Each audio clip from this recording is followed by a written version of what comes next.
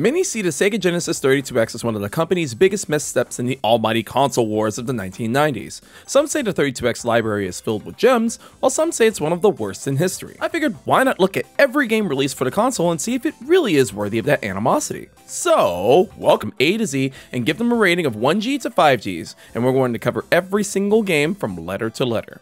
So why am I doing the 32X before the Genesis? Well, consider this a preview of what's to come when we tackle the massive Mega Drive lineup later on. I feel the 32X library is small enough that it's a nice appetizer before the main course. So small that unlike the Genesis A to Z, which will be USA releases only, for the 32